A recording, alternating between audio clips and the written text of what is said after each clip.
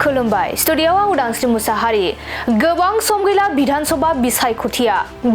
बिसायख'थियाव बयबो गावबा गावनि हानजाखौ देरहासार खालामनो मुखुब बेबादिनो UPPL दोलोआबो मुखुब गावसोरनि हानजाखौ देरहासार खालामनो नंगौ विधानसभा बिसायख'थिनि थाखाय मोनफ्रोमबो राजखान्थि हानजाया साखाफारा बेबादिनो UPPL दोलोआबो साखाफारा बे समाव गावसोरनि हानजाखौ देरहासार खालामनो थाखाय 40 नं बाक्सा MLA बियाबनि लोखिबाजार UPPL दोलोआ गावसोरनि हानजाखौ गोख्रोंसिन खालामनो मावथिफोरजों लोगो हमज्लायनाय हाबाफारि लादों मख'नो गोनांदि 40 नं बाक्सा बियाबनि UPPL नि मावथिफोरा गावसोरनि दैदेनगिरिखौनो बिजाथि लुबैदों रायजोफोरा गिबि मुङाव हास्थायदों 63 नं साफागुरि बियाबनि बारग' MLA हितेश बसुमतारी बिथांखौ आरो 40 नं बाक्सा बियाबाव बिजाथि लुबैनायखौ खौरांगिरिनि गेजेरजों फोरमायथियो गिबियावनो आङो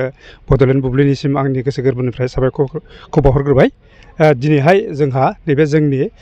खामारदैसा प्राइमारिनि आन्दारावहाय जोंनि नैबे बिटिआर बाक्सा डिस्ट्रिक्टनि आन्दाराव गोलैनाय जि प्राइमारिफोर बेखौ लानानै जोंहा मोनसे वार्कआउट मिट जादोंमोन बेहाय दिनैहाय जोंखौ जेनेबा जाय बिजाथि जागोन बिथांमोनहा दिनैहाय जोंजों मोनसे वार्कआउट मिट जाफैदों बेहाय जोङो दिनैहाय गोबां सावरायलायनाय जादों बेहाय जोङो जेनेबा जायखौ जेनेबा केन्डिडेट मोनोब्ला जोंनि जेनेबा वार्कारफोर बा वार्कार मिट जानायजों लोगोसे आरो समाजनि बा रायजोनि आरो पाब्लिकनि बैफोरबायदि दावगाथाय जानाय बिजाथि बेखौ जोङो जोंनि नैबे जिखिनि खामारदैसा प्राइमारिनि आन्दाराव थानाय जोंनि कक्लाबारि ब्लकनि आन्दाराव थानाय जि बाक्सा फारागाव गोलैनाय ब्लकफोर बेखौ जोङो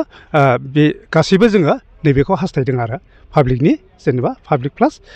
रायजो पाब्लिक प्लास बेनिफ्राय वार्कार प्लास आरो जोंनि नैबेहाय जोंनि जि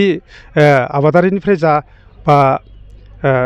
लाइमोनफोरनिफ्राय जा बा सेल्फ हेल्प ग्रुपनिफ्राय जा बैफोरबायदि जि दावगाथाय खामानि बेखौ मोजाङै मोजां मावलांगोन आरो जोंनि जि बिजाथि जागोन बे बिजाथिया जोंहा दिनैहाय जोङो सोरबा जोंखौ इमप्रेस खालामफैब्लाबो अब्लाबो थारमाने गोजौ लेभेलनिफ्राय जि बिजाथिखौ सायख'ना हरगोन बे बिजाथिया जोंनि नैबेहाय जायगायावनो थानानै जायगानि परिबेसखौ मिथिजोबनानै मोजां खामानि मावनो हागोन बैफोरबायदि बिजाथिखौ जोङो गासैबो हास्थायो लुगैयो आरो नोंथांमोननि नोजोराव सोरखौ हास्थायदों नोंथांमोना माबायदि दाथ' जोङो खोनादों जेनेबा गोजौ लेभेलनिफ्राय गोजौ लेभेलावहाय गोबां बिजाथि बिदों अब्ला बै बिजाथिफ्रा जेनेबा नैबे जोंनि रायजो राजानि बा जोंनि वार्कारफोरनि खामानिखौ मावनो हाथों आरो नैबेहाय जोंहा जि बाक्सा डिस्ट्रिक्ट हिसाबै जोंहा जि सासे एसेमब्लि इलेक्सननि MLA मोनगोन बे MLAखौ जोंनो लाखिनो हाथों बेखौ जोङो हास्थायो आरो बिदि बिजाथिखौ गोजौ लेभेलनिफ्राय सायख'ना हरदों आं बेखौनो आंनिफ्राय लुगैनाय थाबाय आरो जिहेतु MLA इलेक्सना गोबाव सम गैलिया नोंथांमोना बाक्सा LAC हिसाबै माबायदि स्ट्रं दं जोंथ' दिनैहाय प्राइमारि लेभेल बा बुथ लेभेल हिसाबै जोंहा जोंनि जि आगोलनि दोलोखा जों बेखौ स्ट्रङैनो दङ दिनैहाय जोङो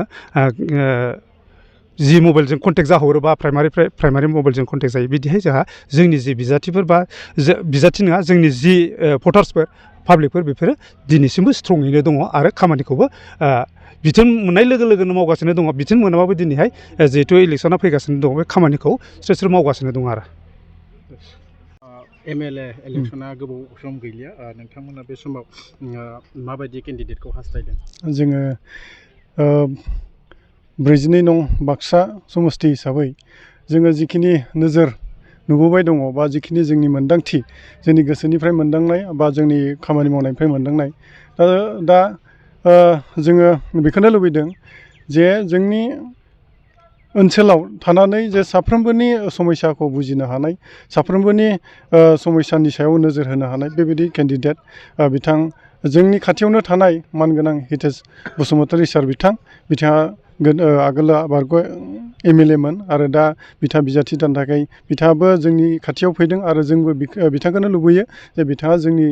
42 नं बाक्सायाव फैनानै जेन जोंजों थाफानानै बा जोंनि समस्याफोरखौ बुजिनानै जोंजों खामानि मावनो हागोन बेखौहाय जोङो मोनदांदों बेनिखायनो जों बिथांखौ बे 42 नं बाक्सायाव जों बिथांखौ जोङो लुबैदों